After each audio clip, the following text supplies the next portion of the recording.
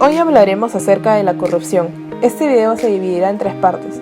Primero hablaremos sobre la corrupción en general y todas las definiciones que implica esto.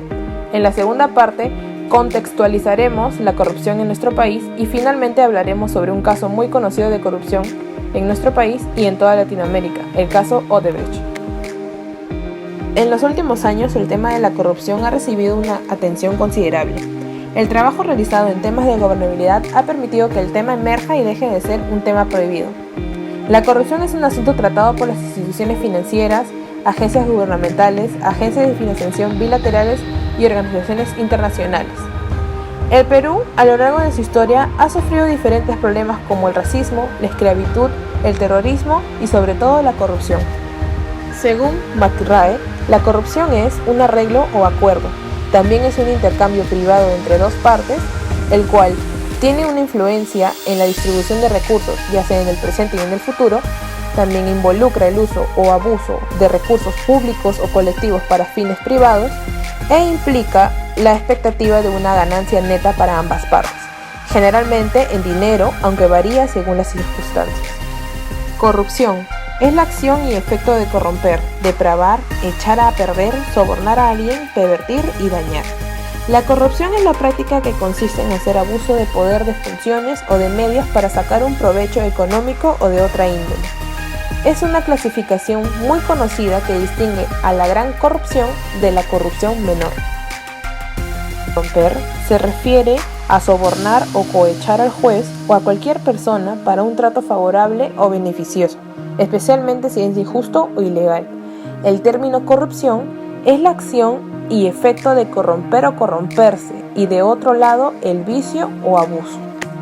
La gran corrupción se refiere que es una corrupción por parte de los jefes de Estado, ministros y altos funcionarios, y por lo general indica grandes cantidades de bienes. La corrupción menor es aquella que las personas sufren en sus encuentros con funcionarios públicos y cuando utilizan servicios públicos, ya sea hospitales, escuelas, autoridades que otorgan licencias, policías, oficinas de recaudación de impuestos, etc. Son casi siempre sumas de dinero modestas. La práctica de la corrupción es un acto ilegal que ocurre cuando una persona abusa de su poder para obtener algún beneficio para sí mismo, para sus familiares o para sus amigos. Requiere de la participación de dos actores, uno que por su posición de poder puede ofrecer algo valioso y otro que esté dispuesto a pagar un soborno para obtenerlo. ¿Por qué es relevante vincular los derechos humanos a la corrupción? La corrupción viola los derechos humanos de aquellos a quienes perjudica y tiene un impacto desproporcionado sobre las personas que pertenecen a grupos vulnerables, tales como las minorías, los pueblos indígenas, los trabajadores inmigrantes, personas con discapacidad, refugiados, prisioneros y personas pobres. Causas de la corrupción. Existen dos tipos de causas, las causas formales y las causas culturales.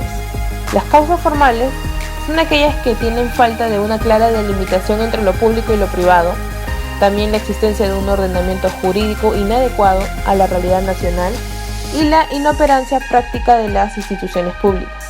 En cambio, las causas culturales es el conjunto de actividades, normas y creencias compartidas por los ciudadanos y que tienen como objeto un fenómeno político, en este caso la corrupción. Entre otras causas de la corrupción tenemos causas y persistencias, el monopolio de un servicio, falta de supervisión o monitoreo, falta de castigos, falta de transparencia en la política anticorrupción, sociedad homogénea, pobreza, militarismo, masculinidad, programas de austeridad impuestos por el Fondo Monetario Internacional y el Banco Mundial, los salarios bajos, falta de presupuestos para su combate, otras razones culturales, falta de un marco legal contra la corrupción, falta de vigilancia de la ley, falta de transparencia en las políticas anticorrupción. Los incentivos perversos de los actores son como los clientes, oficiales, supervisores y el propio gobierno. Tipos de corrupción. Existen diversas tipologías de la corrupción, desde la que hace solo referencia a la extorsión y el soborno hasta las que se refieren en tipos específicos y especiales.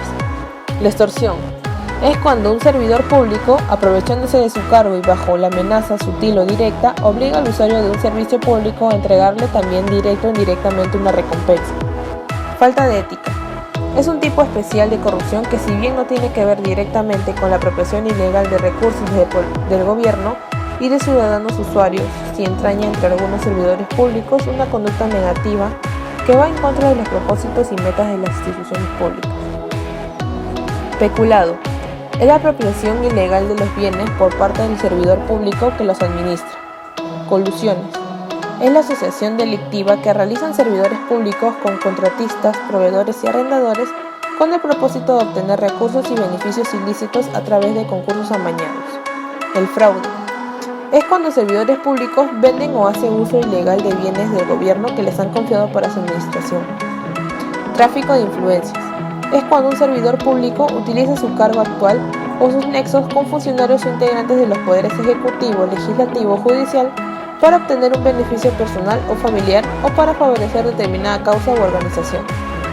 Soborno es cuando un ciudadano o una organización entrega directa o indirectamente a un servidor público determinada cantidad de dinero con el propósito de que obtenga una respuesta favorable a un trámite o solicitud, independientemente si cumplió o no con los requisitos legales establecidos. El material fue registrado por un ciudadano cansado de la corrupción policial. Provisto de una cámara escondida, salió en moto incumpliendo toda reglamentación. Abril del año 2013. Un policía de la comisaría de La Pascana lo interviene. Este lleva el marbete que permite su identificación.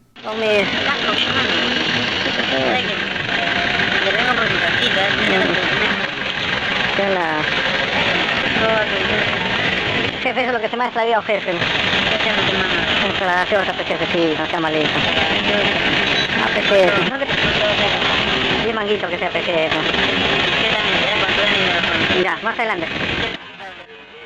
El tema de la corrupción es transversal a nuestra sociedad, es decir, está presente en todos los ámbitos en que nos desarrollamos y podemos ser partícipes activos o pasivos de ella.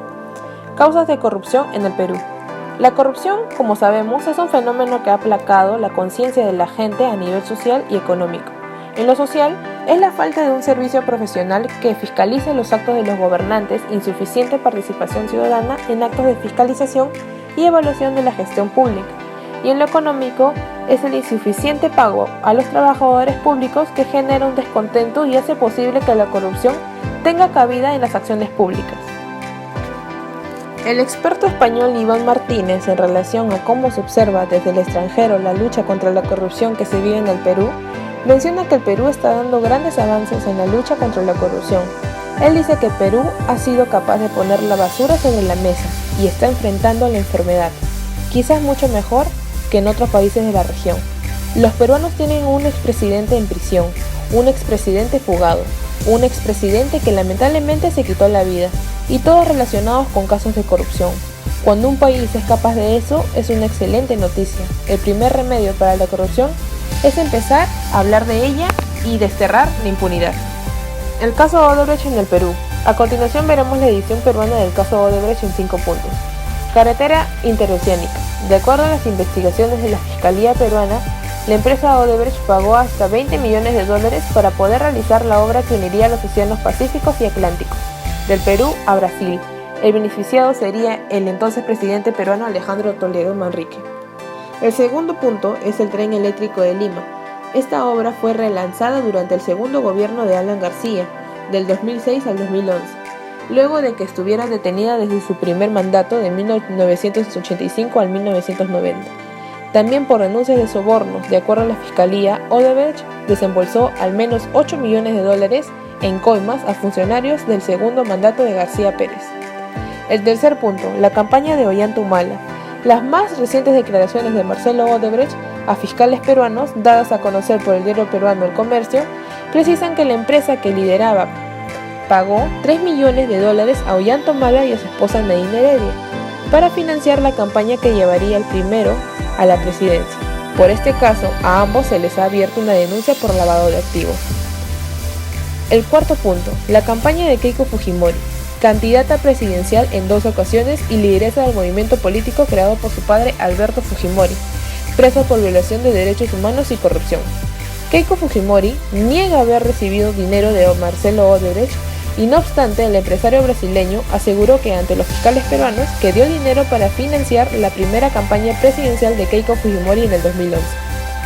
Las presiones, el quinto punto, son los brazos políticos del fujimorismo. los que más buscan desestabilizar las investigaciones fiscales por el caso Odebrecht en el Perú. El Poder Legislativo, la bancada de Fuerza Popular, busca destituir a Pablo Sánchez, fiscal de la Nación. El argumento tras este objetivo es que los fiscales que ven el caso Odebrecht no han denunciado a las empresas que fueron socias de la constructora brasileña en el Perú. Una de ellas, ese caso importante, es Graña Montero, que cuenta con acciones en la empresa a la que pertenece el diario El Comercio. Otros países donde se sabe que ha afectado a las operaciones ilegales de Odebrecht y cierta información sobre el asunto son Argentina, Brasil, Colombia, Ecuador, Guatemala, México, Panamá, República Dominicana y Venezuela. Es un problema de carácter económico por cuanto a los bajos salarios que normalmente se pagan a los funcionarios y empleados públicos constituyen un aliciente importante a las prácticas corruptas. Es también un problema de carácter administrativo por cuanto a la existencia de estructuras y procesos administrativos arcaicos y anacrónicos dificultan la relación entre el Estado y el contribuyente o el ciudadano, promoviendo con ello la existencia de mecanismos alternativos, informales e ilegales a través de los cuales se supera esa dificultad. Es un problema de carácter legal por cuanto a la ausencia de leyes o la existencia de leyes débiles y atrasadas permite que ciertos comportamientos no puedan ser perseguidos y sancionados o no puedan serlo adecuadamente.